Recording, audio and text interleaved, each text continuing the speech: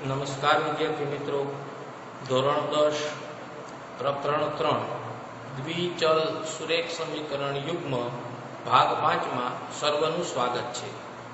અત્યાર સુધી ભાગ 4 માં આપણે સ્વાધ્યાય 3.2 જેની અંદર આપણે 3.1 અને 2 માં આલેખના દાખલા શીખાતા। 3.3 માં આપણે આદેશની રીતે સમીકરણ યુગ્મનો ઉકેલ શોધવાની રીત આપણે શીખાતા। એમાં આપણે પહેલો દાખલો છે એ આપણે ગણી ગયા હતા। હવે દાખલા નંબર 2 એ આપણે સમજવાનો છે, તો જોઈ લઈએ। સ્વાધ્યાય 3.3 અને દાખલા નંબર 2 ચાલો જોઈએ। સ્વાધ્યાય 3.3 એક્ઝામ્પલ નંબર 2 ચાલો સમજીએ। આપણે એવું કીધું છે 2x + y 3y બરાબર 11 અને 2x - 4y બરાબર -24 એનો ઉકેલ શોધવાનો છે। તો 2x + 3y બરાબર 11 અને 2x - 4y બરાબર -24 નો ઉકેલ શોધો। એક પછી આગળ કીધું છે એવો m શોધો અને એવો m શોધો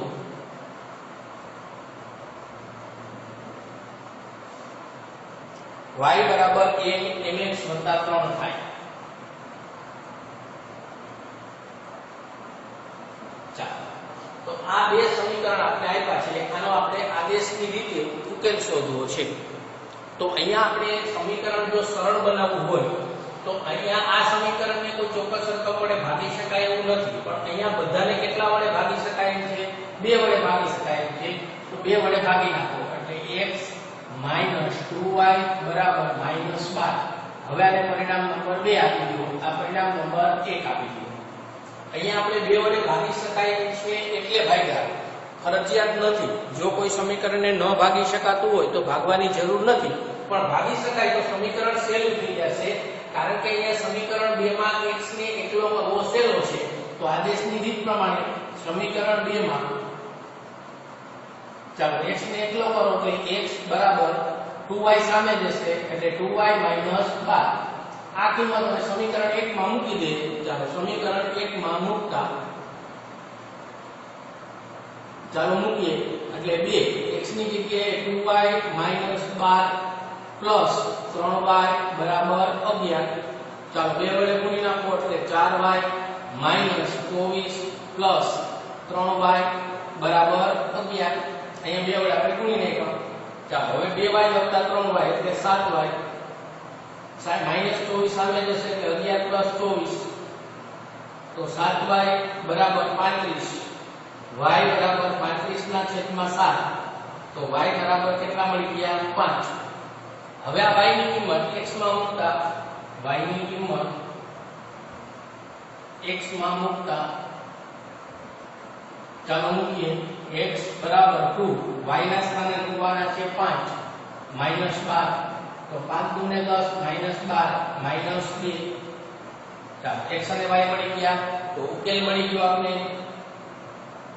ઉકેલ -2 અને +5। પણ હવે એવો m ગોતવાનો છે કે જે y બરાબર mx + 3 નું સમાધાન કરે।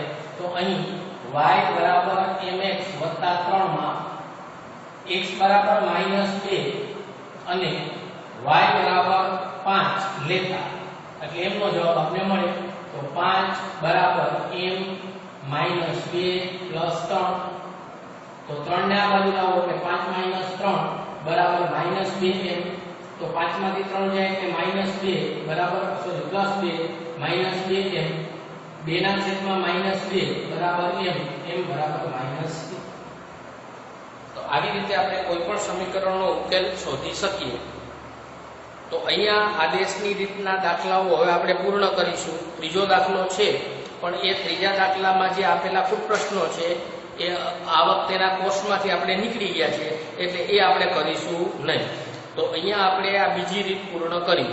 રીતનું નામ હતું આદેશની રીતે સમીકરણ યુગ્મનો ઉકેલ શોધવો। હવે રીત નંબર 3 લોપની રીત દ્વારા સમીકરણ યુગ્મનો ઉકેલ કેવી રીતે આપણે શોધીશું? ચાલો સમજીએ. આદેશ કરતા પણ સરળ થોડી રીત છે એ લોપ છે, કારણ કે લોપની અંદર કામ થોડું સહેલું થશે. આદેશની રીત પણ અઘરી નથી, પણ એના કરતા પણ થોડી સરળ રીત એટલે લોપની રીત થશે. તો હવે લોપની રીતના મદદથી સમીકરણનો યુગ્મનો ઉકેલ કેવી રીતે શોધવો એ સમજીએ. લોપની રીત દ્વારા સમીકરણ યુગ્મનો ઉકેલ શોધવો. તો એના માટે શું કરવું? તો એના માટે સમીકરણની અંદર 1 અથવા 2 1 અને 2 બંનેમાં કાં તો x અને કાં તો y, કાં તો x ના સહગુણક સરખા કરવા અથવા y ના કરવા. બેયના કરવાની જરૂર નહીં, બેમાંથી જે આપણે સરળ પડતું હોય એ પ્રકારે આપણે એને સહગુણકો સરખા કરવા. ચાલો સમીકરણ 1 અને 2 માં x અથવા y ના સહગુણકો સરખા કરવા. આપેલું કાં તો x ના સહગુણક બેયમાં સરખા કરી નાખો અને કાં તો y ના કરી નાખો. તો સહગુણકો સરખા કરવા માટે કાં તો પહેલા સમીકરણને ગુણવું પડે, કાં તો બીજાને ગુણવું પડે, કાં બેયને ગુણવા પડે. ટૂંકમાં એનો લસા લઈ લેવાનો એટલે બંનેના સહગુણક સરખા થઈ જાય. સહગુણકો સરખા થયા બાદ ત્યારબાદ સમીકરણ 1 અને 2 ની બાદબાકી કે સરવાળો કરો. હવે ક્યારે બાદબાકી અને ક્યારે સરવાળો? તો કે જો બંનેની નિશાની સમાન હોય તો બાદબાકી, અસમાન હોય તો સરવાળો. સહગુણકોની નિશાની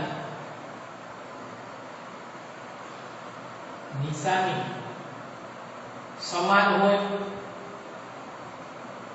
તો સરવાળો, તો બાદબાકી, અને અસમાન હોય તો સરવાળો. આ મુખ્ય કામ. હવે સરવાળો બાદબાકી થઈ ગયા પછી મળેલ કિંમત સમીકરણ 1 અથવા 2 માં મૂકો. મળેલ કિંમત સમીકરણ 1 અથવા 2 માં મૂકો. આટલું કામ આપણે કરતા આખો દાખલો આપણો પૂર્ણ થઈ જશે. તો આ મુખ્ય 3 કામ. મહત્વનું પહેલું કામ, કાં તો x ના અને કાં તો y ના સહગુણકો સરખા કરવાના. સહગુણકો સરખા x ના કર્યા હોય અને પછી x જો બંને ધન હોય તો બાદબાકી, બંને ઋણ હોય તો પણ બાદબાકી, પણ x એક ધન હોય ને એક ઋણ હોય તો સરવાળો કરવાનો. જે કિંમત મળે એ સમીકરણ 1 અથવા 2 માં મૂકવાની. એટલે આપણે લોપની રીત દ્વારા સમીકરણનો ઉકેલ આપણે પ્રાપ્ત થઈ જાય. તો હવે એના આધારિત આપણે સ્વાધ્યાય 3.4 છે એ આપણે હવે શરૂઆત કરીશું.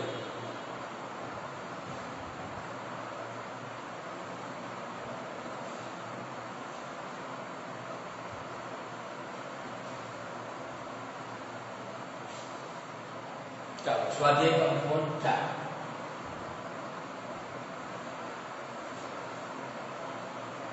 એક્ઝામ્પલ નંબર 1 સમજો. નીચેના સુરેખ સમીકરણ યુગ્મનો ઉકેલ લોપની રીતે અને આદેશની રીતે બે રીતે શોધવાનો કીધો છે. આદેશની રીત હવે આપણે આવડી ગઈ છે, છતાં આપણે એકાદ દાખલામાં કરીશું એટલે તમને ધ્યાનમાં આવે કે ભાઈ લોપની રીતે સમીકરણનો ઉકેલ શોધો કે આદેશની રીતે શોધો. જવાબમાં કોઈ ફરક આવશે નહીં. કદાચ આલેખથી કરો તો પણ એટલો જ જવાબ આવે. એટલે રીતને આધારે જવાબનો કોઈ આધાર નથી. પરીક્ષાની અંદર કઈ ચોખવટ ન કરી હોય, માત્ર 2 સમીકરણ આપણે આપ્યા હોય અને એવું કીધું હોય કે સમીકરણ યુગ્મનો ઉકેલ શોધો. એમાં સ્પષ્ટતા ન હોય કે લોપની રીત વાપરો કે આદેશની રીત વાપરો, તો તમને અનુકૂળ પડે, તમને જે રીત સરળ લાગતી હોય એના દ્વારા ઉકેલ શોધવાનો. પણ જો સ્પષ્ટતા કરેલી હોય કે આદેશની રીતે જ શોધો અથવા લોપની રીતે જ શોધો તો એ રીત વાપરવી ફરજિયાત છે. ચાલો અત્યારે કઈ આપણે 2 સ્પષ્ટતા કરી દીધી છે કે પેલા આ લોપની રીત વાપરો અને પછી આદેશની રીત વાપરો. તો 2 રીત આપણે વારાફરતી વાપરીશું. ચાલો પહેલું કૌંસ છે x + y બરાબર કેટલા આપ્યા છે 5 અને બીજું સમીકરણ આપ્યું છે 2x - 3y બરાબર 4. ચાલો તો પહેલા આપણે લોપની રીતે ઉકેલ શોધીએ. લોપની રીત. તો લોપની રીતનો પહેલો નિયમ આપણે કીધો છે, કાં તો પહેલા સમીકરણમાં અને બીજા સમીકરણમાં કાં તો x ને સહગુણક સરખા કરો અથવા y ના સહગુણક સરખા કરો. તો અહીંયા x નો સહગુણક કાંઈ નથી એટલે 1. અહીંયા x નો સહગુણક કેટલો તો કે 2. તો પહેલા સમીકરણને તમે જો 2 વડે ગુણી નાખો તો સહગુણક શું સરખા થઈ જાય. ચાલો અને 2 વડે ગુણી નાખીએ તો 2x + 2y = 5 કૌંસમાં લખ નાખવાનું 2 વડે ગુણતા થઈ ગયું. આ આવી ગયું પરિણામ નંબર 1 અને બીજું પરિણામ તો આપણી પાસે છે જ ઓલરેડી. તો હવે પરિણામ 1 અને 2 નો લોપ. પરિણામ 1 અને 2 નો લોપ. લોપ એટલે કાં તો સરવાળો કાં તો બાદબાકી. ચાલો તો 2x + 2y = 5 અહીંયા 2x - 3y = 4. હવે અહીંયા આપણે લોપ લેવો છે તો x ના સહગુણક આપણે સરખા કર્યા તો બંને ધન છે માટે બાદબાકી થશે એટલે અહીંયા માઈનસ અહીંયા પ્લસ અહીંયા માઈનસ નિશાની બદલાવાની. જો y ના સહગુણક સરખા કર્યા હોય તો સરવાળો કરવો પડે કારણ કે આ પ્લસ હતા અને આ માઈનસ હતા. ચાલો તો 2x માંથી 2x તો જતા રહેશે એટલે 0 અથવા તો ઉડાડી દો તોય ચાલે. તો 2y + 3y કેટલા y થશે તો કે 5y. 5 માંથી 4 જશે એટલે 1. તો તેથી y = 1/5. પડી ગઈ સમજણ? ધ્યાનમાં આવી ગયું?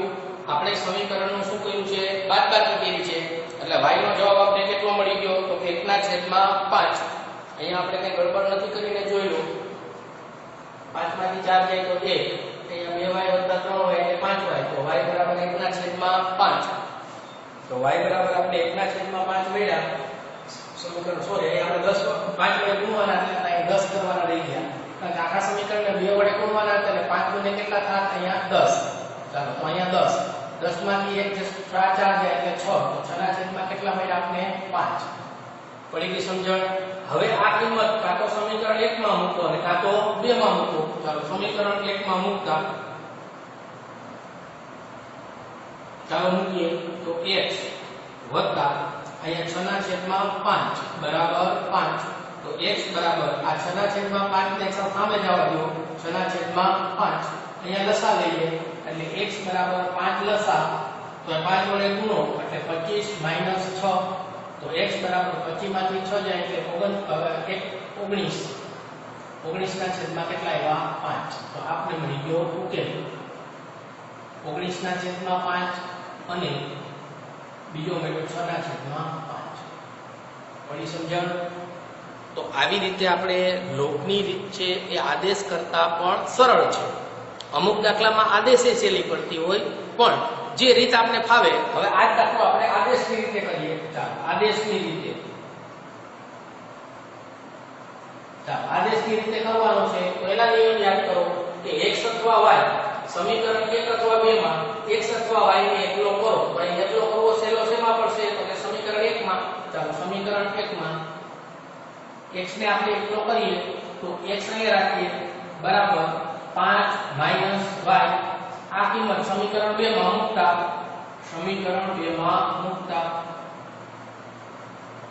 ચાલો મૂકીએ એટલે 2 x ના સ્થાને મૂકવાના છે 5 - y - 3y બરાબર 4.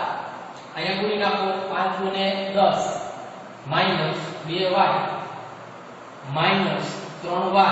બરાબર 4. તો 10 - 5y બરાબર 4. 4 ને આ તરફ લાવો તો 10 - 4 બરાબર 5y. 10 માંથી 4 જાય તો 6/5 બરાબર y. આ કિંમત પછી સમીકરણ 1 માં મૂકો એટલે અહીંથી પાછું કામાની જેમ જ થઈ ગયું. સમીકરણ 1 માં મૂકતા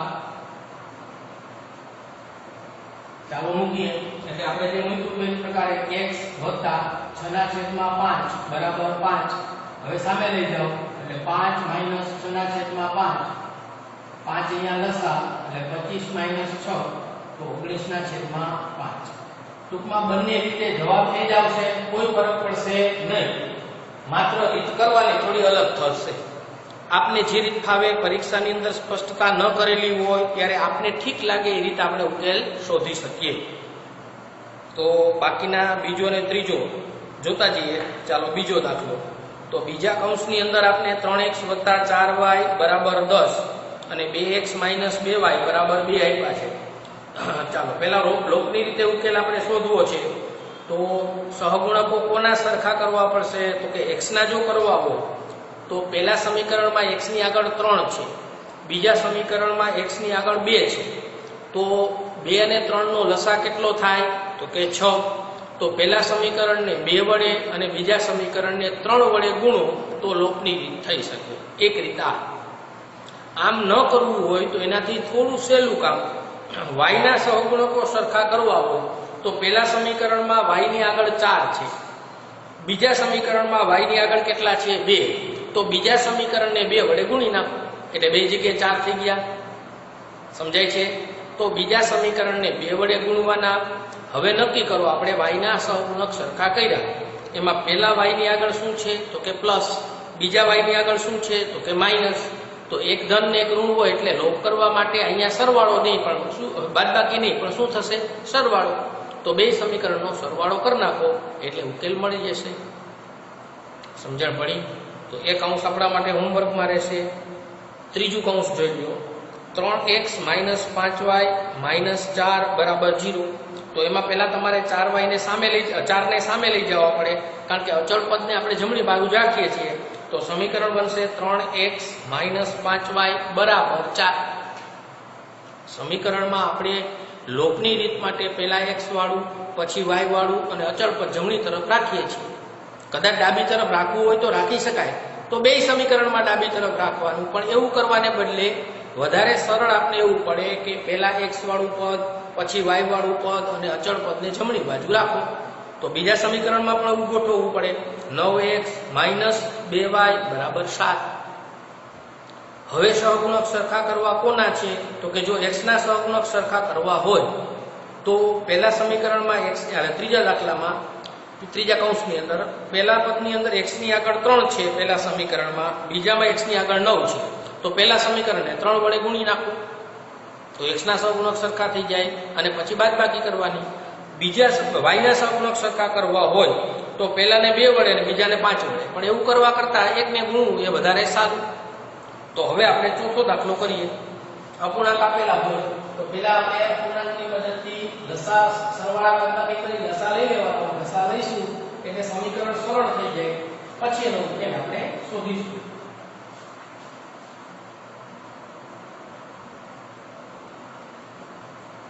ચાલો જોઈ લો. ચોથું કૌંસ x ના છેદમાં 2